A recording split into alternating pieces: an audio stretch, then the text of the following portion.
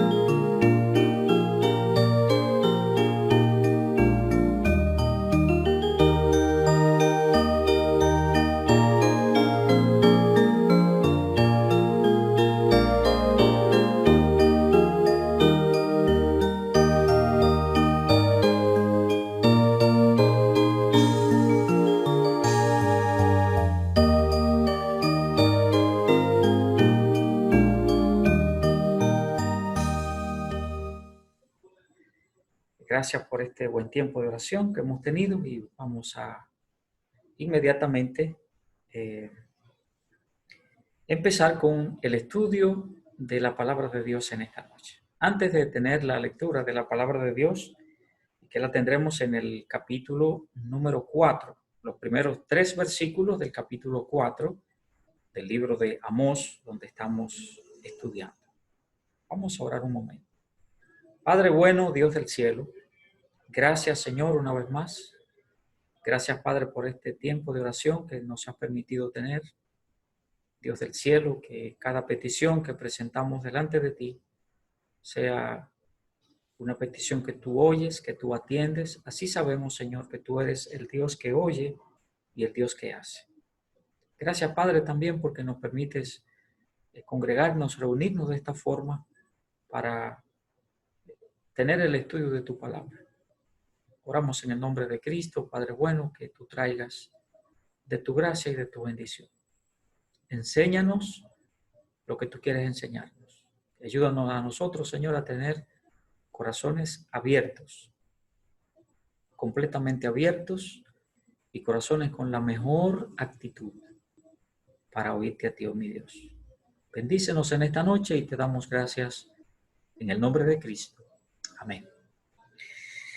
Bien, leamos en la palabra de Dios lo que tienen la escritura ahí en sus manos, pues vamos a leer primeros 3 versículos del capítulo número 4 de este libro de Amós. Dice la palabra de Dios: oíd esta palabra, vacas de Basán, que estáis en el monte de Samaria, que oprimís a los pobres y quebrantáis a los menesterosos, que decís a vuestros señores, traed y beberemos.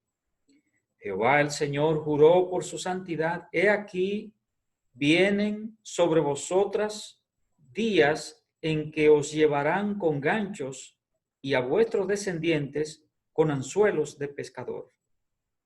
Y saldréis por las brechas una tras otra, y seréis echadas del palacio, dice Jehová. Hemos estado mirando este segundo discurso del profeta Amós y que cubre el capítulo 4, los 13 versículos del capítulo 4. Y habíamos tomado una cita bíblica, versículo 12, que la palabra de Dios dice: prepárate para venir al encuentro con tu Señor, que es la parte última de este discurso. Y es la advertencia que Dios le está haciendo a su pueblo de decirle: estad atento, prepárate, haz las cosas como te digo para que te prepares, porque vas a venir a mi encuentro. Y miramos entonces en primer lugar el juicio contra las mujeres poderosas de Samaria, y en esta parte fue que nos quedamos en la lección del miércoles pasado. Nos quedamos en esta parte. Entonces, este discurso, ya les había dicho, ¿verdad?, que tiene dos partes y son las que estamos mirando. Terminamos entonces esta primera parte cuando Dios le está hablando a estas mujeres de Samaria, y no a todas las mujeres, sino a las mujeres que eran las esposas de los gobernantes, de los dirigentes, de los comerciantes ricos, es decir, las esposas de aquellos hombres que tenían cierto poder. Y el Señor en esta ocasión toma el caso de las mujeres, de estas mujeres. Y nos detuvimos en esta parte que tiene que ver contigo, mi hermana, que tiene que ver conmigo como hombre, contigo como mujer, contigo como esposa, conmigo como esposo, es decir, el matrimonio, y cómo a veces las cosas se salen del sendero, se sale del carril donde debe ir. Primero por el hecho de que el hombre no toma los correctivos o no hace los correctivos del lugar como Dios le manda, y la mujer por igual. Resulta entonces que las cosas no van como deben ir. Y nos detuvimos a mirar una serie de cosas. Miramos esta parte aquí del versículo 1, donde vimos una serie de cosas. Y ahora, entonces, vamos a estos versículos 2 y 3. 2 y 3. Ya habíamos visto el versículo 1, donde el Señor, pues, habla seriamente y habla directamente, ¿verdad?, a aquellas mujeres, diciéndole: oíd estas palabras, vacas de Basán, que estáis en el monte de Samaria, que oprimís a los pobres y quebrantáis a los menesterosos, etcétera, etcétera. Es decir, diciéndoles que, haciendo uso del poder que tenían como esposas de estos altos funcionarios de la gente de poder, digamos, en el pueblo, pues entonces no tomaban este poder y todo lo que estaba al alcance de ellas para ayudar al pueblo, sino para oprimirlo, para robarle, para maltratarlos, en fin. Y que ese no es el trabajo de una esposa. Sobre todo, no es el trabajo de una esposa cristiana, porque debemos siempre aterrizar en una aplicación para nosotros. Si no, este estudio bíblico sería sí de mucho valor por el hecho de que aprendemos la palabra de Dios, pero toda la palabra de Dios en cada aspecto debe ser una gran aplicación para mí, para mi vida personal. Entonces, versículos 2 y 3 que acabamos de leer, que dice la palabra de Dios, dice el versículo 2, Jehová el Señor juró por su santidad. Encontramos aquí entonces que tenía que ser algo muy serio, que Dios estaba jurando por su santidad.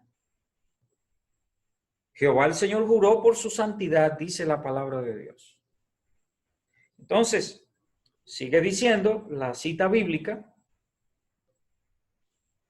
Jehová el Señor, perdón, ya leí esa parte, y sigue diciendo, viene sobre vosotras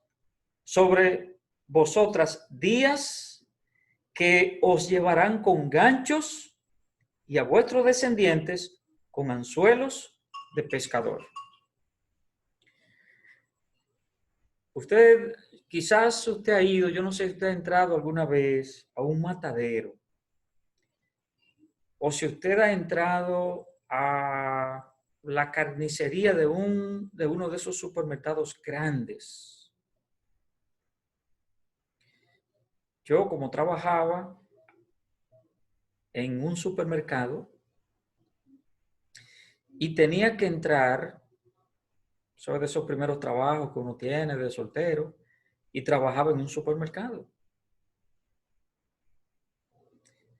Lo que es el Bravo ahora, el supermercado Pola en sus inicios, cuando estaba en la Abraham Lincoln, frente a la Francesa.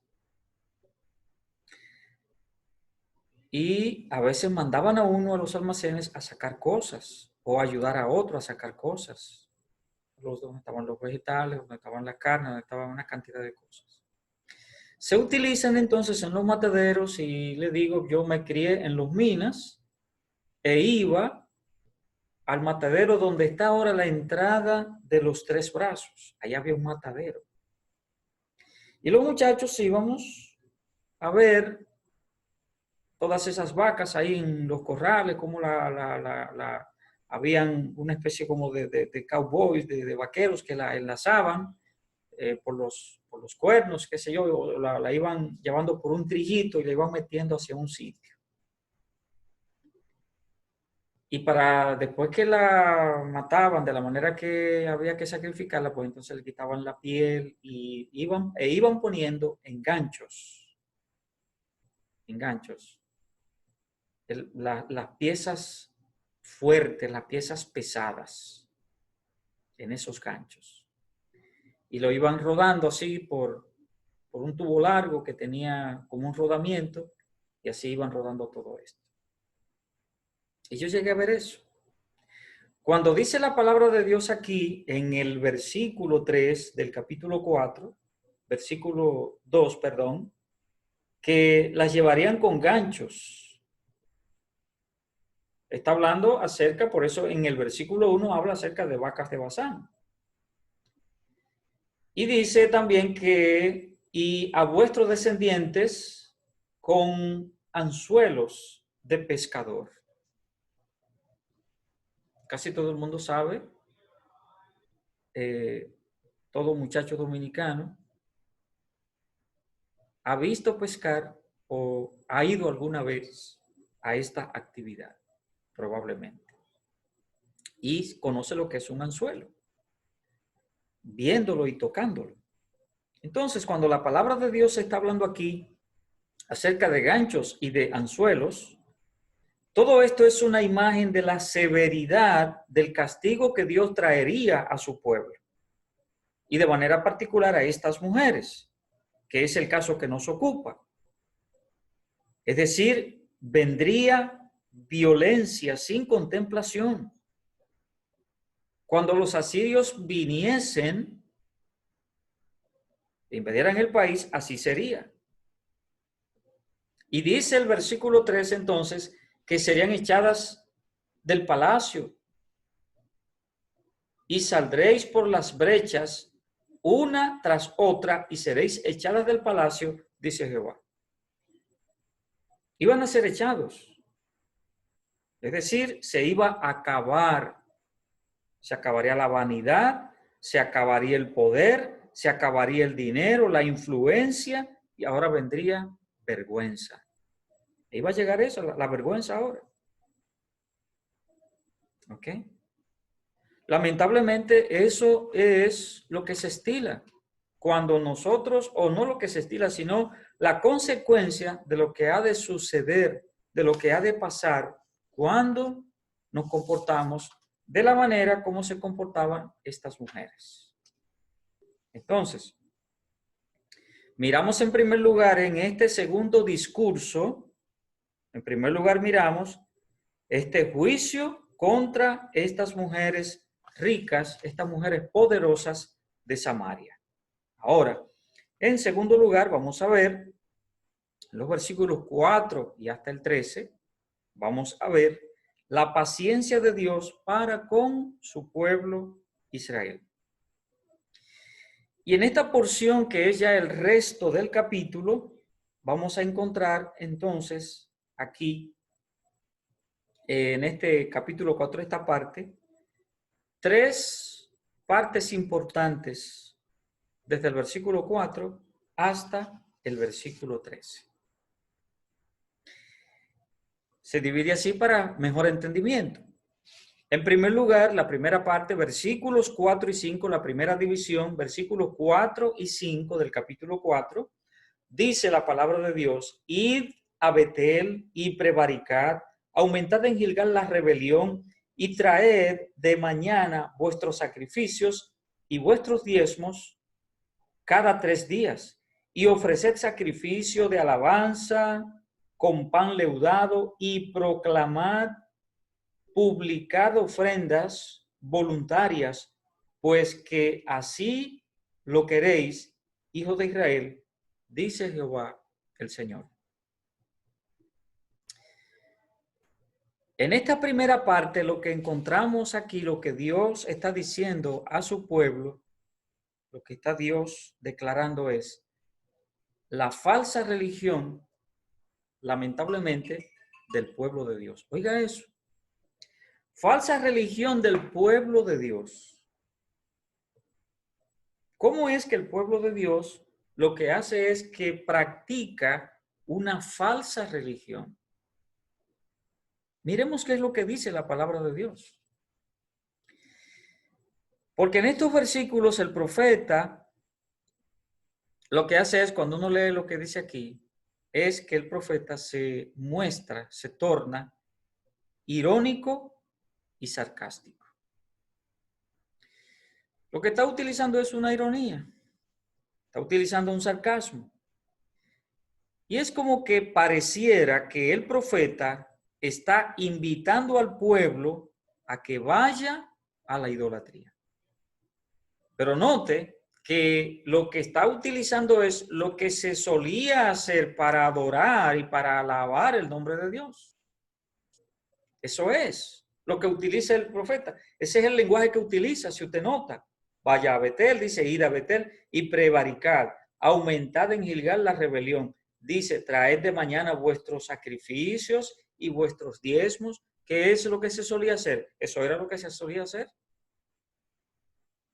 Entonces es como diciéndole, utiliza esas cosas que aprendiste en una verdadera adoración a Dios, utilízalo para prevaricar. Entonces eso es irónico. Es irónico. Y un sarcasmo porque es como si fuese una burla. Y ofrece sacrificio, dice el versículo 5, de alabanza con pan leudado y proclamad, publicado ofrendas voluntarias. Todo lo que se solía hacer teniendo o siendo un creyente, un cristiano que anda, que procura obedecer a Dios y en esa sinceridad hace lo que a Dios le agrada. Note que entonces el versículo 4, eso es lo que va diciendo. Vayan a Betel y prevariquen. Háganlo. Menciona aquí estos dos lugares que mencionamos, que se mencionan en esta cita bíblica, el lugar de Betel y el lugar de Gilgal.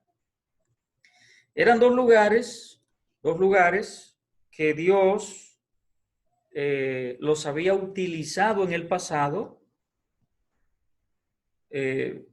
con un significado muy especial. Y miremos rápidamente, miremos algunos ejemplos de esa realidad, de esa verdad. La palabra Betel, en primer lugar, el lugar significa casa de Dios. Betel significa casa de Dios. Si leemos en el libro de Génesis y el capítulo número 28, Génesis capítulo 28, y leemos, bueno, no vamos a tener mucho tiempo para leer versículos del 10 al 20, y que es donde se narra ese encuentro de Jacob con Dios, o ese encuentro de Dios con Jacob, cuando Jacob estaba huyendo de su hermano Esaú. Y dice la palabra de Dios que el Señor allí se le apareció. Dice el versículo 10, salió pues Jacob de Beerseba y fue a Aram. Y llegó a un desierto, a un cierto lugar, y durmió allí, porque ya el sol se había puesto, y tomó de las piedras de aquel paraje y puso a su cabecera y se acostó en aquel lugar. Y soñó, y he aquí una escalera que estaba apoyada en tierra y su extremo tocaba en el cielo, y he aquí ángeles de Dios que subían y descendían por ella, etcétera, etcétera. En el versículo 19 dice la palabra de Dios, y llamó el nombre de aquel lugar Betel. Betel.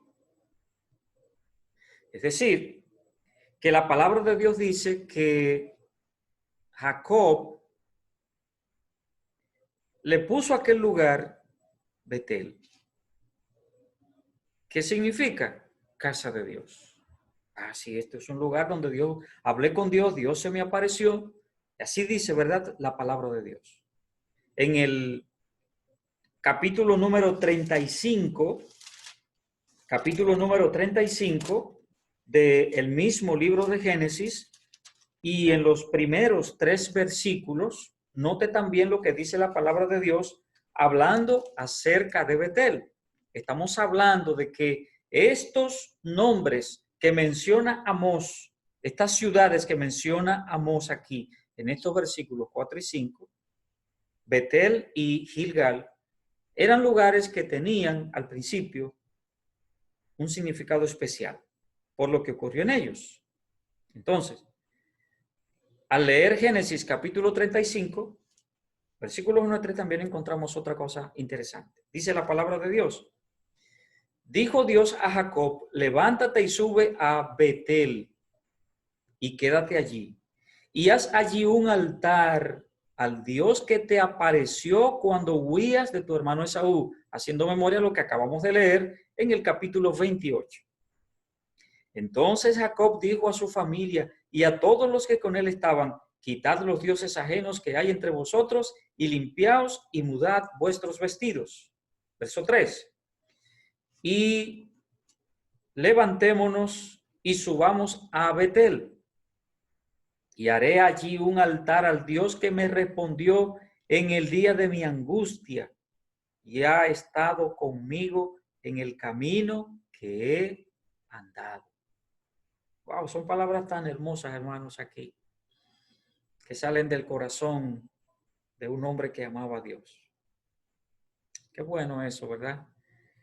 Siempre que uno encuentra el testimonio de hombres así, uno encuentra estas palabras de alguien que ha estado tan cercano a Dios y que ha vivido, ha disfrutado de esta bendición. Qué bueno es leer eso, hermanos. Le trae regocijo al alma. Así es. La porción bíblica, si usted lee capítulo 35, o capítulo 34, perdón, va a encontrar la situación que sucedió, lo que pasó con Dina. Fue violada, vejada por aquel muchacho. Y los hermanos se la vengaron y mataron a los hombres de este lugar, ¿verdad? Como dice en el capítulo 34 de este hombre, Amor, Ebeo, dice, y la vio, el versículo 2 dice, y la vio Siquem. O sea, cuando Dina salió, la vio Siquem, hijo de Amor, con H, príncipe de aquella tierra, y la tomó y se acostó con ella y la deshonró. Hizo violencia, hizo algo que no debió. Y aquellos hermanos llenos de ira se vengaron. Los engañaron diciéndole que si querían ser parte de la familia, bueno, pues tenían que circuncidarse, tenían que, como hebreos que eran ellos, pues les invitaron. No eran culturas que estaban acostumbradas a eso, los hebreos sí. Dice la palabra de Dios que al tercer día de haberse circuncidado, cuando estaba el peor momento de aquella cirugía, e imagínense en aquellos tiempos cómo era que eso quizás se hacía, pues entonces aprovecharon y fueron, mataron a muchos, saquearon la ciudad. Y bajo esta circunstancia que Jacob no le gustó, aunque quizás este hombre merecía eso, pero no era la forma, no era la manera. Y aquí, entonces, cuando empezamos a leer el capítulo 35, es que encontramos que Dios habla con Jacob una vez más. Mira, sé que estás ahora mismo turbado, que tienes esta situación, que tienes este problema. Mira, haz esto, esto, esto. Y le invita a que vaya a Betel. Y que haga lo que debía hacer allí, que fuera, que levantara un altar para que adorara a su Dios una vez más. En el capítulo 20 del libro de Jueces encontramos también que Betel fue uno de los lugares en los que estuvo el arca del pacto. No se menciona en el versículo 18 del capítulo 20 de Jueces, no se menciona en nuestra traducción Reina Valera, no se menciona Betel. Pero en otras versiones, por ejemplo, como la Biblia, hay 2 o 3 versiones, no me viene ahora a la mente la de las Américas, esa que es una versión muy buena, es una de las, no versión, no me gusta decir versión, porque una versión es dar una opinión. Siempre hemos aprendido que debemos decir traducción. Entonces, la traducción de las Américas traduce Betel, porque dice allí en el versículo 18, casa de Dios, que es lo que significa la palabra Betel, el nombre Betel. Y también entonces encontramos a Gilgal. Gilgal es la otra ciudad que menciona Amós. Para que ganemos un poquito de tiempo, menciono la cita bíblica solamente, para que tengamos noción, ¿verdad?, del sitio donde la palabra de Dios lo menciona. Y en el libro de Josué, capítulo 4, versículos 19 y 20, en Gilgal se colocó el primer campamento en la tierra prometida, después que habían cruzado el Jordán y que habían tomado unas piedras, ¿verdad? Usted recordará, y allí en ese sitio que se llama Gilgal, allí entonces tomaron esas piedras, es lo que dice la palabra de Dios. Leamos esa cita bíblica para que nos resulte un poquito mejor. Libro de Josué, capítulo 4. A veces uno quiere ganar tiempo, pero no es a veces cuestión de tiempo, sino de que miremos las cosas como Dios quiere y así estemos mejor ilustrados. Capítulo 4, versículos 19 y 20, dice la palabra de Dios: y el pueblo subió del Jordán el día 10 del mes primero y acamparon en Gilgal, al lado oriental de Jericó. Y Josué erigió en Gilgal las 12 piedras que habían traído del Jordán. Así dice, ¿verdad?, la palabra de Dios.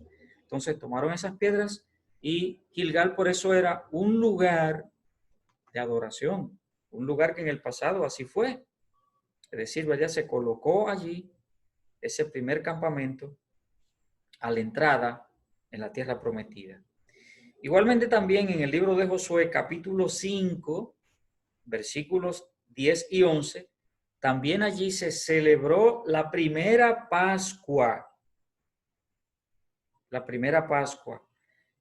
Es decir, después de haber pasado tanto tiempo sin celebrarla, allí se celebró entonces, no la primera per se, lo que, ¿verdad?, tendríamos que irnos bien atrás, allá a Egipto, cuando el pueblo iba a salir. Antes de salir de Egipto, bueno, pues celebraron la Pascua, recordamos ese momento, o sea que esa fue la primera. Cuando decimos primera aquí no es diciendo que fue la primera Pascua, ¿se entiende? En el primer libro de Samuel, capítulo 7 y versículo 16, también la palabra de Dios dice que Gilgal era uno de los lugares donde Samuel iba a juzgar la nación. Es decir, que al leer todas estas citas bíblicas nos damos cuenta que tanto Betel como Gilgal eran lugares muy especiales. Ahora, note qué es lo que dice la palabra de Dios. ¿Qué es lo que dice Amós? Amós, por eso decíamos que estaba siendo irónico y sarcástico al invitar al pueblo a que fuera a Betel y a Gilgal. ¿Por qué razón lo está él recordando? Por la importancia de estos lugares. Pero eso contrastaba también con la forma, esa falsa religiosidad con la que se comportaba el pueblo. Todo judío sabía que en el templo en Jerusalén era donde Dios quería que se fuese a rendirle culto. Es como si aún se estuviera contrastando lo uno y lo otro. Y le está diciendo al pueblo que no es cualquier lugar, no es ni siquiera donde tú entiendas que debe ser. Dios en su soberanía, Él hace lo que Él quiere, como hemos dicho. Lo que Él antes tomó como un sitio especial, como fue Betel y como fue Gilgal, ahora no era lo mismo. Ahora la gente estaba tomando el lugar que fuera. Y ciertamente hay lugares que no son para adorar a Dios, aunque en el pasado haya sido lugar importante. Por ética no mencionamos una serie de cosas que bueno fuera hacer, pero no es lo más correcto. Sí, hay lugares que probablemente en el pasado eran algo maravilloso. ¿Y qué son hoy? No son nada. Son simples centros de idolatría, de adoración. El lugar de encuentro con Dios debe ser el lugar que Dios señale. El lugar que Dios señale. Leemos en el Evangelio según San Mateo, capítulo 18, y leemos en el versículo 20 que el Señor Jesucristo dijo que donde estén 2 o 3 congregados en su nombre, dice en mi nombre, ¿verdad? Allí estoy yo en medio de ellos. Así dice la Biblia. Así dice la palabra de Dios. Eso enseñó el Señor Jesucristo. Pero ¿no sería que también el Señor estaba pensando cuál es la actitud, debiera ser, ¿verdad? La actitud, el motivo, el propósito, el criterio? Esto es lo que define que Cristo esté allí. Mire, no son ni siquiera nuestros templos que somos tan celosos con ellos. Y que ni siquiera permitimos que se hagan una serie de cosas, porque entendemos que el templo, como dice la palabra de Dios, Jehová está en su santo templo, calle delante de él toda la tierra.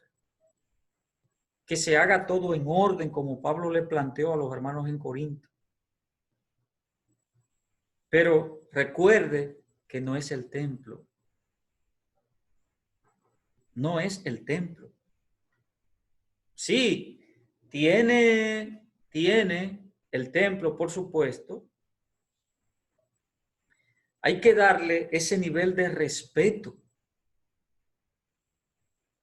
Y a veces, en el caso nuestro, que somos a veces hasta más, nos vamos un poquito más allá de la cuenta en ciertas cosas, y que ni siquiera a nuestros mismos niños les enseñamos que, por ejemplo, en el santuario, ahí ni siquiera en la parte plataforma, como le decimos, pero digamos, ¿verdad? Esa parte especial ahí donde, y no es que el templo tenga parte especial, todo el templo, cada pulgada es especial, pero es allí donde se hacen una serie de cosas. Que los niños no suban ahí a estar correteando, porque ese no es un lugar para estar correteando. Eso tiene cierta solemnidad. En el mismo templo le enseñamos a nuestros niños, aquí no se corre, aquí, este es el templo. Y debemos guardar el mayor respeto. ¿Ok? Que aquí dentro del templo, mire, aquí no se come, los hermanos, cuando cualquier cosa, cualquier situación, qué sé yo. Guardamos todas esas cosas, porque sí, eso debe tener su nivel de solemnidad. Ahora bien, no es el templo, eminentemente. Es mi actitud, es mi motivo, es mi propósito, es mi criterio, porque no es el lugar, y sobre todo el lugar que yo escoja, sino lo que aquello significa, y sobre todo el lugar que Dios desea que sea. Puedo tener entonces un falso lugar de encuentro con Dios, y puedo presentarle a Dios desde allí un falso sacrificio que tenga apariencia de verdad. Y eso es peligroso para uno como creyente y para el cristianismo como tal. Quiero leerles, les había dicho al principio que básicamente estamos tomando para estos estudios lo que enseña la escuela bíblica. Usted lo puede encontrar en internet. Y quiero leerles una parte, esta parte, algunas cosas que dice la escuela bíblica el escritor o los escritores, ¿verdad? Los comentaristas sobre esto. Y ellos dicen, le voy a leer, son 4 o 5 párrafos y se los voy a leer in extensos. Porque ellos dicen que eso que estaba sucediendo, que estaba pasando y lo que Amós está haciendo, invitando al pueblo de Dios de una manera con sarcasmo, dicen ellos que eso es un reflejo de nuestros días. Le leo lo que dice la escuela bíblica. Este cuadro de un Israel con un gran ceremonial religioso, con grandes peregrinaciones, fiel a la letra de la ley, pero lejos de su espíritu, indulgentes y complacientes consigo mismos, es totalmente actual. Son muchas las personas que utilizan la religión como un tranquilizante para sus conciencias sin que exista una verdadera voluntad de cambio. Participan en peregrinaciones, hacen dolorosas promesas, participan de los ritos de su religión, pero rechazan arrepentirse y conformar sus corazones a la ley de Dios. ¿Cuántas personas vemos a nuestro alrededor que les gusta exhibir su religiosidad, sus esfuerzos o sacrificios personales, incluso jactarse de sus donativos a la iglesia, y a la vez viven vidas egoístas, desordenadas, ofendiendo a Dios y al prójimo? Como alguien escribió, en lugar de cambiar sus corazones, arrepentirse y conformarse a la ley de Dios, lo que les gusta es hacer cosas. Y esa es una cita bíblica del Comentario Bíblico Portavoz, página 149. Hermanos, no permitamos que esta falsa piedad, esta vida de apariencia, se introduzca también en nosotros, ni nuestras vidas, ni en la iglesia. No convirtamos nuestros cultos en un tiempo destinado a tranquilizar nuestras conciencias, a exhibir nuestra religiosidad y después vivir como si nada, sin arrepentimiento y conformándonos a la voluntad de Dios. Recordemos que tampoco nosotros estamos libres de este principio que ya hemos mencionado y que rige al hombre caído en lugar de cambiar sus corazones, arrepentirse y conformarse a la ley de Dios, les gusta hacer cosas. ¡Wow! ¡Qué reflexión! ¡Qué reflexión! Y esto es tan importante para nosotros, hermanos. ¿Qué fue lo que el pueblo hizo? Iba a adorar, iba. Y por eso Amós le está invitando, sí, de una manera con tanto sarcasmo, vayan a Betel, vayan a Gilgal, lugares que Dios los utilizó para encontrarse o con su pueblo o con algún hombre, en el caso particular con Jacob. Es decir, en otras palabras, un lugar de encuentro con Dios. Y ese lugar de encuentro con Dios, hermanos míos, tiene que ser un lugar especial. Pero que vayamos con un corazón, con un espíritu, con una actitud como a Dios le agrada. Porque de lo contrario no estamos haciendo nada. En esta parte lo que estamos mirando, recuerde que lo que estamos mirando aquí, en esta parte específica, ¿verdad? Habíamos dicho que íbamos a ver tres aspectos en la cita bíblica de versículo 4 hasta el versículo 13. Y en primer lugar, lo que estamos mirando es esa falsa religión del pueblo de Dios. Falsa, totalmente. Haciendo cosas que realmente a Dios no le agradaban, definitivamente no le agradaban. En segundo lugar, la segunda enseñanza que encontramos, la segunda división del pasaje bíblico y los versículos 6 hasta el versículo número 11. Capítulo 4, libro de Amós, versículo 6 a versículo número 11. Leemos la palabra de Dios que dice así: Os hice estar a diente limpio en todas vuestras ciudades, y hubo falta de pan en todos vuestros pueblos, mas no os volvisteis a mí, dice Jehová. También os detuve la lluvia 3 meses antes de la siega, e hice llover sobre una ciudad, y sobre otra ciudad no hice llover. Sobre una parte llovió, y la otra parte sobre la cual no llovió se secó.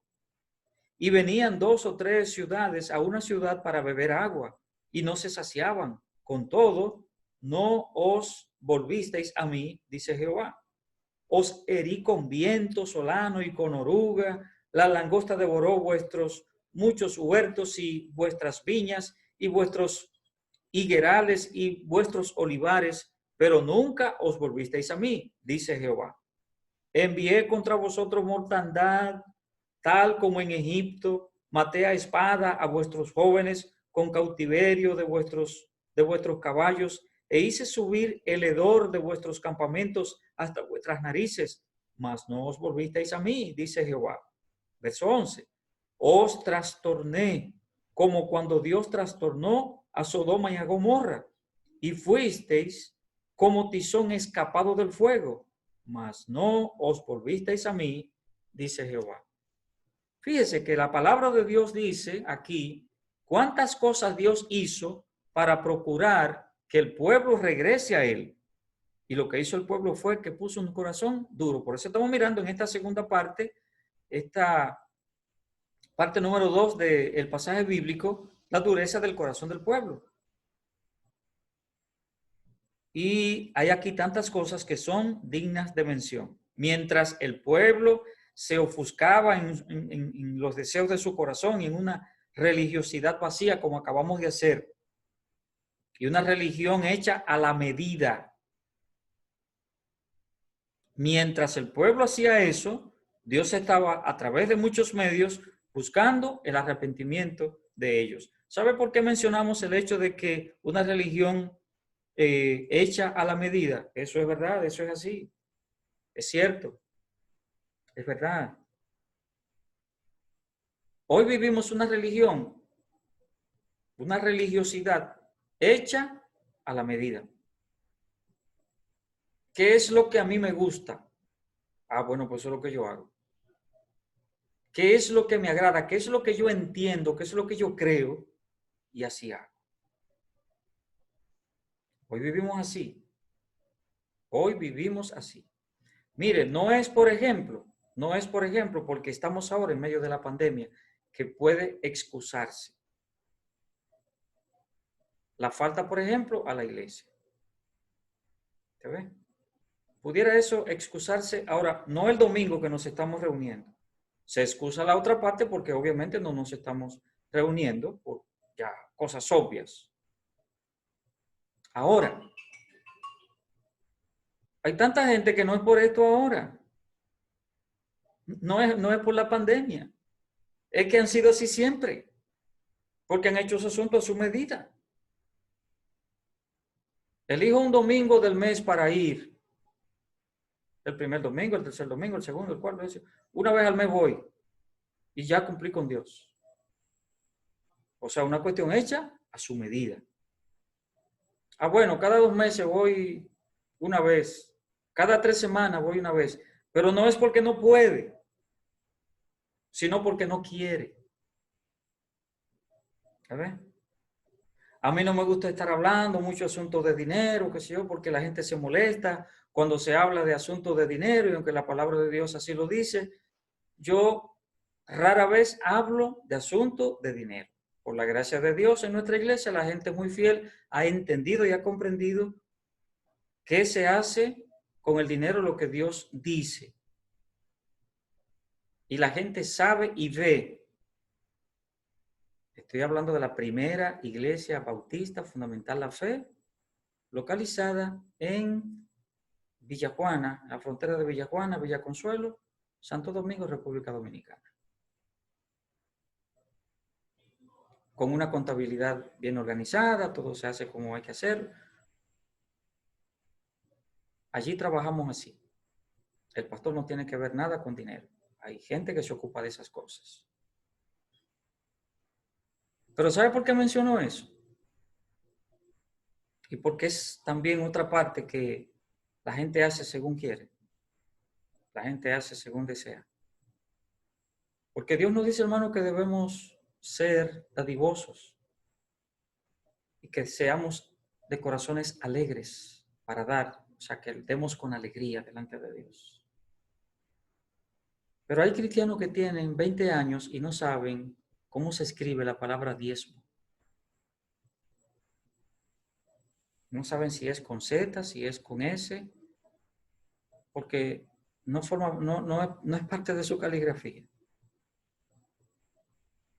Hablo esto con temor y hasta con un poquitito de vergüenza, porque a mí no me gusta hablar de eso. Y lo hacen a su manera. O sea, yo gano 10,000 pesos y bueno, 100 pesos está bien. 100 pesos está bien. ¿Es dar 500 pesos de ofrenda? No. Es un billete grande. ¿Sacar de mi cartera 2,000 pesos para darlo de ofrenda? Ah, no. Es un billete grande. Eso es demasiado. ¿A ofrenda? No, eso es una monedita de 25 pesos, 2 moneditas de 5 pesos, 3 moneditas de a 10 pesos. Quizás un billetito de 50 pesos, de uno que me quedan por ahí que ya están estrujados, que se metió en la lavadora porque se quedó en un bolsillo y parece un papel ¿cómo se llama? Napkins, servilleta. ¿Ves? Porque, como yo digo, no como Dios dice. Y faltamos aquí entonces delante de nuestro Dios. Faltamos ahí delante de Dios. Vamos a dejar el estudio hasta aquí, hermanos. Tiempo ha corrido. Y vamos a dejar el estudio hasta aquí y continuamos para terminar con este capítulo número 4. Entonces, esta dureza de corazón que está mencionando aquí la palabra de Dios, para ver los versículos 6 al 11 que ya leímos, y una tercera parte para terminar este capítulo 4. Entonces, la advertencia de Dios, versículos 12 y 13. Y en la próxima concluimos con este capítulo número 4 de nuestro libro de Amós. Hermanos, que Dios les bendiga ricamente. Cuando le digo cosas como las que acabo de decir, las digo con muchísimo respeto, lo digo con mucho temor de Dios, pero sobre todo convencido de que son, sí, temas que a veces son espinosos, pero es la verdad de Dios. Y tú y yo debemos tomarla como Dios lo trae. No como yo quiero, no como yo digo, sino como Dios lo ha dejado. Deseo que Dios te bendiga ricamente, Dios te fortalezca en gran manera y el miércoles que viene, con la gracia de Dios, nos juntamos otra vez para continuar estudiando este preciosísimo libro de Amós. Muy buenas noches y que Dios te bendiga.